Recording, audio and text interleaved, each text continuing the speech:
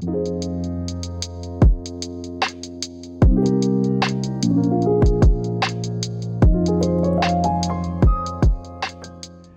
everybody, welcome back to the Pressing Matters. I'm Scott. Thank you for tuning in today and thank you for your support.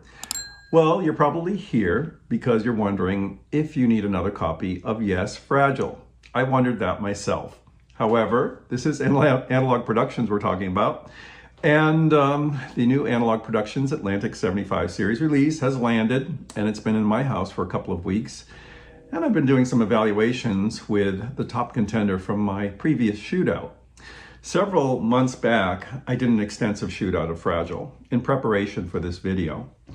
In that video, which I'll link above and below, and I suggest you watch that after this video, I go through 8 copies of Fragile, including UK Plums, Mold Fidelities, Analogue Productions, original Steve Hoffman cut, Kevin Gray's 2016, by extension the 2023, and some imported pressings from Canada, Australia, and other places. It was a lot of listening to Fragile. I've heard the record many, many times over the last 6 months, and it was a pleasure to revisit it again. In that video, and I'm not going to rehash it here, I don't want to do that because I value your time too much. I'll give you a recap. The original UK Plums, I had 2. They are not my cup of tea, honestly. They are a little bright for my taste. They are very fresh sounding, of course, but they seem to have been tailored for the phonographs of the day. And they're lacking a deep bass response. They can get a little grainy in the vocals and in the busy parts. It really doesn't resolve very well. The UK Plums are kind of a cool thing to own, but as an audiophile, if you have a decent system, I'm sure you're going to want to hear something better out of this recording, and there are better. The second one I listened to, now let me see, I did this video once already and I confused all these, they look the same. This is the Analogue Productions. This was cut by Steve Hoffman. This is 2006. I'm sorry, it was mastered by Steve Hoffman. It was cut by Kevin Gray, who cut the new one. This is an interesting one because it kind of goes like 360 from the original pressings in a way. It is better in a lot of respects than any UK Plum that I heard. It tames the top end a bit, which is nice because I don't like bright recordings. So it does do that, and it provides a new level of clarity, much better bass, excellent separation, wonderful vocal sound, and overall it's a very listenable record, as we would expect from Steve Hoffman.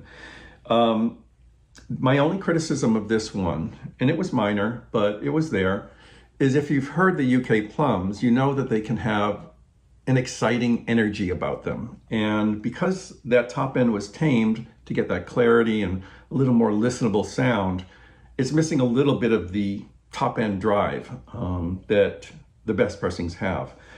However, it is a really nice record. I'm thinking of acquiring one for myself. This copy is borrowed from my friend John, and he's expecting it back this month. So it's an interesting one, a little bit more tame and audiophiled, I would say. The next one I listened to in that evaluation was this, the Mold Fidelity one-step. Now, of course, this is cut at 45. It employs the one-step process, which is under a little scrutiny lately from Kevin Gray himself. This record really was, I loved it when I first got it. I knew it had some problems though, but overall, the top end is really beautiful, never bright, never harsh. There's a wonderful clarity throughout it, excellent drive and pace, wonderful separation and holographic imaging. It's a good pressing. The only thing about this one is the bass. The bass, which we want to hear the bass, but Craig Wunderlich, I believe, gave us a lot of bass on this one. And it's fun to listen to, there's no question about that. But it's so deep and kind of boomy that it rules it out as a definitive copy. For overall balance, it's not quite balanced well enough. It's fun to listen to, as I said, if you want to hear that super deep bass and like, I always think of it like a rhinoceros charging towards you. It's kind of like that. So many good aspects of that, particularly the 45 aspect. The 45 on that really opens up those end of side tracks. So South Side of the Sky and Heart of the Sunrise, I thought sounded wonderful on this, particularly Heart of the Sunrise. And that is why I will always treasure the Mobile Fidelity. It does have beautiful, beautiful sound in that cut. However, that extra bass kind of affects the whole spectrum, and some of the beautiful, delicate, high-end detail can sound a little hooded to me. Not a bad try. I think it's really good, but there's one better. And the one that I found of all of those that excelled in most every parameter was this one. This is Kevin Gray's 2016. I mean, I didn't even think of including it at first, but I picked it up just to do that evaluation. I was like, oh my God, this is the winner of that evaluation. This one blew me away. I could not believe that a $24.95 edition of Fragile could sound so good. Kevin Gray cut this, and it's at Cohearant. And I really feel like Kevin nailed it as far as 33 RPM cut goes.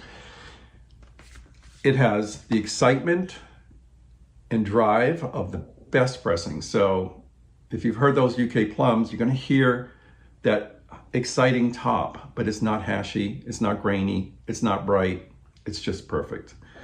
The mid-range is wonderful, so open, so much clarity, the vocals sound great, and the bass is perfectly balanced with the rest of the spectrum. Of all the ones that I've heard up until this point, it is the most balanced. And you'll hear bass, it's deep and it's tuneful, easy to follow, and really anchors the song so well.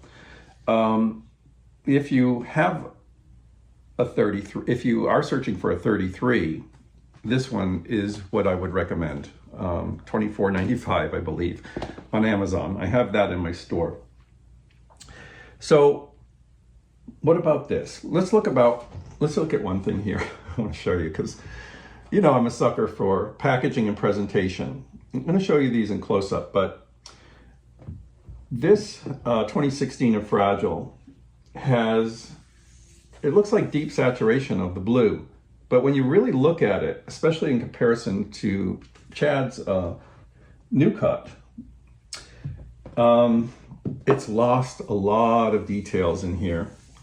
There's supposed to be like little clouds of white and stuff all around this earth, and on here you see that very clearly. Also, better color, better presentation overall, and I think this is a stunning looking jacket. This is a Stoughton gatefold, really beautiful. Mine is number 796, just for reference.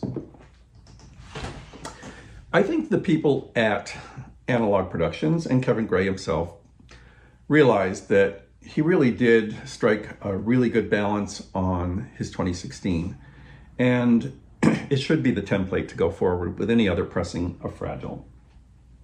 If he could just capture that again and expand upon it and take advantage of the things that we heard with the advantages of 45 on the Mobile Fidelity, we will have a definitive copy.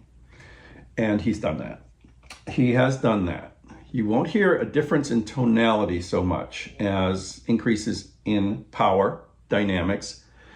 Bass is about the same on either cut, which is fine because it's wonderful on the original 2016. But you get that openness and clarity that the 45 brings to the table. So you have the best aspects of the best 33, and you have the advantages of what the Mobile Fidelity offered without the booming bass. And when you take all these things into consideration, yes, you need another copy of Fragile.